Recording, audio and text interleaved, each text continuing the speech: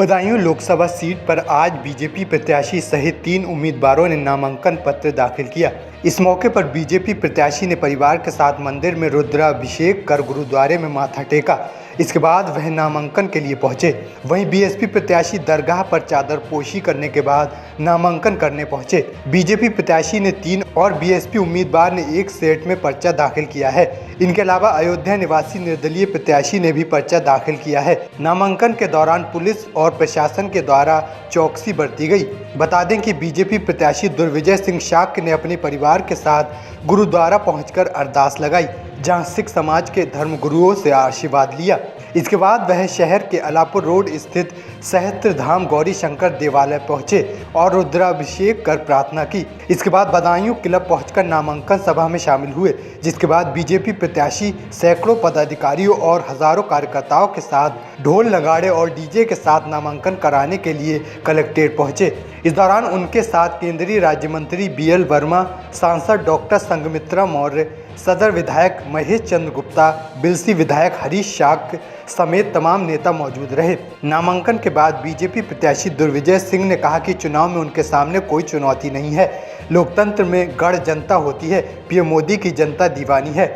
बदायूं पिछली बार ही ध्वस्त हो गया था। उन्होंने कहा कि उनकी सरकार में बदायूं का विकास लगातार जारी है। गंगा एक्सप्रेस वे से युवाओं के लिए रोजगार के अवसर खुलेंगे। सपा के लोगों का स्वभाव है गुंडागर्दी करना। वहीं गठबंधन प्रत्याशी पर दुर्विजय सिंह शाक्य ने कहा कि चुनाव को लेकर सपा में शुरू से ही बिखराव है। भतीजे ने अपने चाचा को फंसा दिया, चाचा ने हार के डर से अपने बच्चे को फंसा दिया, इसलिए सपा की हार निश्चित है। ये समाजवादी पार्टी के लोग, इनका स्वभाव रहा है गुंडागर्दी करना। इनके जीन्स में गुंडई है, तो इस नाते वो उनको वही दिखाई दे रहा है। उनको ये नहीं दिखाई दे रहा है कि भारतीय जनता पार्टी नरेंद्र मोदी जी के नेतृत्व में सेवा का काम कर रही है। सरकार का मतलब है सेवा, और सेवा ही हमारे लिए प्राथमिकता है। तो मोदी जी के नेतृत्व में पूरे देश भर में सेवा का काम चल रहा है। इसलिए विपक्ष के पास कोई मुद्दा नहीं है। ये लुटेरे और डकैतों की सरकार रही है, उनकी सरकार गुंडों की सरकार रही है। सब जानते। मैं जगह जगह पूछता हूँ कि भाई गुंडों वाली पार्टी कौन है, तो मैं किसी को नाम नहीं बताता हूँ। आपके साथ भी चलना तो आपको लोग बताएंगे, जनता बताती है। साइकिल वाली पार्टी गुंडों की पार्टी। समाजवादी पार्टी से आदित्य यादव के प्रत्याशी उन्होंने कहा कि जो बड़े नेता आ रहे हैं वो दबाव बना रहे हैं।